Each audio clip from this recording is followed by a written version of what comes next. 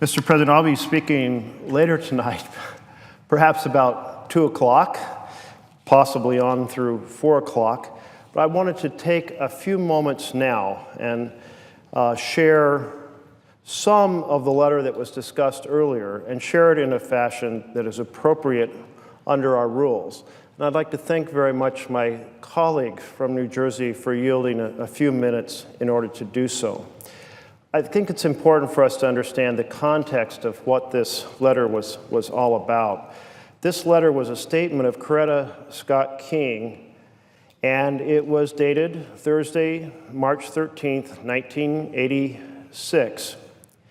And she noted that, and I quote now, "My long-standing commitment, which I shared with my husband, Martin," of course that's Martin Luther King, "to protect and enhance the rights of Black Americans, rights which include equal access to the democratic process, compels me to testify today."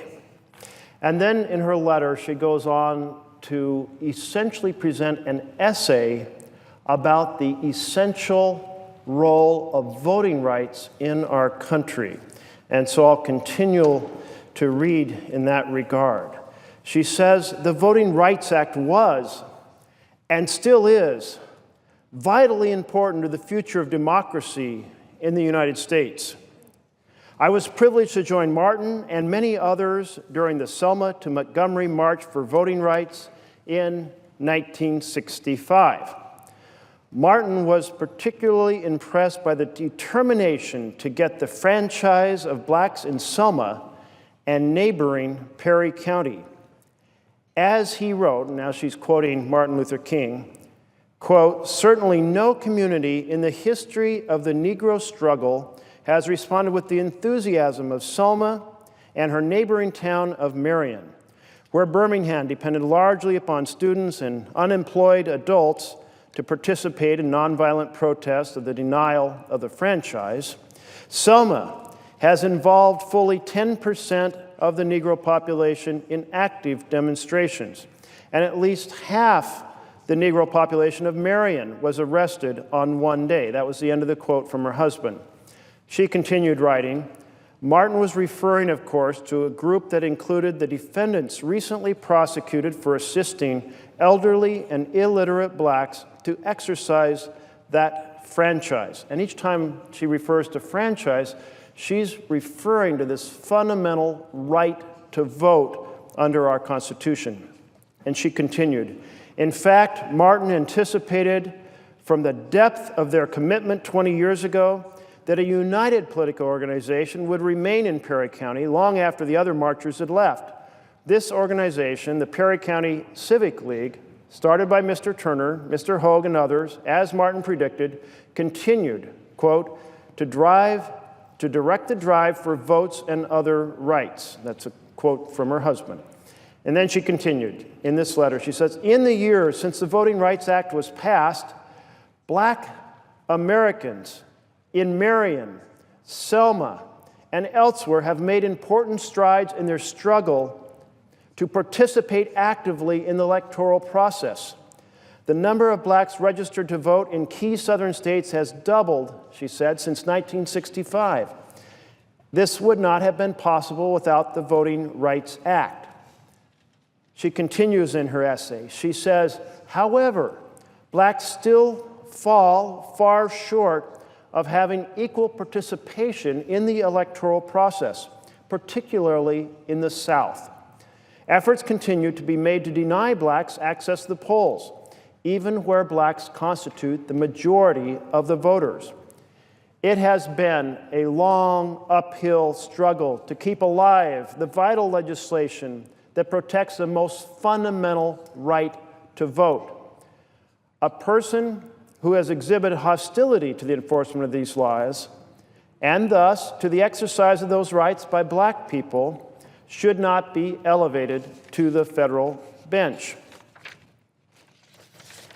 She continues in her letter to note that 20 years ago, when we marched from Selma to Montgomery, the fear of voting was real, as the broken bones and bloody heads in Selma and Marion bore witness. As my husband wrote at the time, quote, "It was not just a sick imagination that conjured up the vision of a public official sworn to uphold the law, who forced an inhuman march upon hundreds of Negro children, who ordered the Reverend James Bevel to be chained to a sickbed, who clubbed a Negro woman registrant, who callously inflicted repeated brutalities and indignities upon nonviolent Negroes peacefully petitioning for their constitutional right to vote." Now, this is what he's referring to, what Martin Luther King is referring to, was to specific actions of sheriffs in the South who were representing the law. And then she continued, Coretta Scott King continued, "Free exercise of voting rights is so fundamental to American democracy that we cannot tolerate any form of infringement of those rights. Of all the groups who have been disenfranchised in our nation's history, none has struggled longer or suffered more in the attempt to win the vote than black citizens. No group has had access to the ballot box denied so persistently and intently." And she continued, "Over the past century, a broad array of schemes have been used in attempts to block the black vote. The range of techniques developed with the purpose of repressing black voting rights run the gamut from the straightforward application of brutality against black citizens who tried to vote to such legalized frauds as the grandfather clause, exclusions, and rigged literacy tests." Now, she proceeds to note that other techniques were used to intimidate black voters. And that included investigations into the absentee voting process. And this concerned her a great deal. And she notes that whites have been using the absentee process to their advantage for years without incident. Then, when blacks, realizing its strength, began to use it with success, criminal investigations were begun. And then she proceeds to address that there were occasions where individuals with legal authority chose to initiate cases specifically against African Americans while ignoring allegations of similar behavior by whites, choosing instead to chill, and now I'm quoting again, choosing instead to chill the exercise of the franchise by blacks through misguided investigation. Let me continue later in the letter, and she addresses her concern over a prosecution illegally withholding from the defense critical statements made by witnesses, and that witnesses who did testify were pressured and intimidated into submitting the, quote, correct, unquote, testimony, that is, incorrect testimony. Many elderly blacks were visited multiple times by the FBI, who then hauled them over 180 miles by bus to a grand jury in Mobile, where they could more easily have testified at a grand jury 20 miles away in Selma. These voters and others have announced they are now never going to vote again. And she obviously is addressing issue after issue that affected the black franchise, the franchise of African Americans, the ability to vote. And then she returns to her essay about how important this is. The exercise of the franchise is an essential means by which our citizens ensure that those who are governing will be responsible. My husband, she says, called it the number one civil right. Denial of the access to the ballot ultimately results in the denial of other fundamental rights. For it is only when the poor and disadvantaged are empowered that they are able to participate actively in the solutions to their own problems. Coretta Scott King continues, we still have a long way to go before we can say that minorities no longer need to be concerned about discrimination at the polls. Blacks, Hispanics, Native Americans, and Asian Americans are grossly underrepresented at every level of government in America. If we are going to make our timeless dream of justice through democracy a reality, we must take every possible step to ensure that the spirit and the intent of the Voting Rights Act of 1965 and the 15th Amendment of the Constitution is honored. She continued, "The federal courts hold a unique position in our constitutional system, ensuring that minorities and other citizens without political power have a forum in which to vindicate their rights.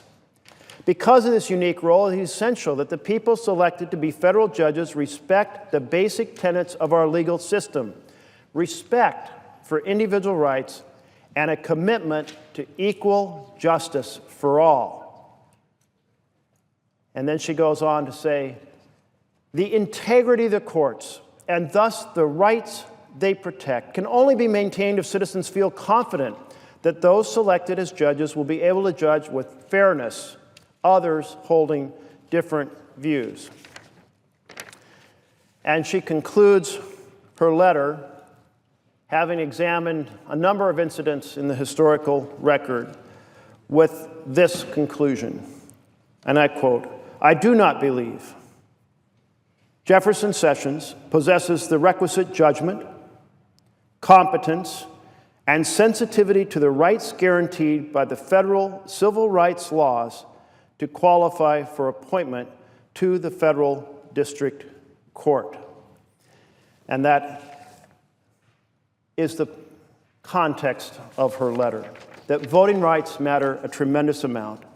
And I applaud my colleague's efforts to make this point, my colleague from Massachusetts' effort to make this point and share this essay with you, the body of the Senate earlier this evening. Would the Senator Thank you. for a question? The Senator would. May I ask the Senator through the chair if the letter from which he just read has a date? The answer is that it does have a date, and that is Thursday, March 13th, 1986.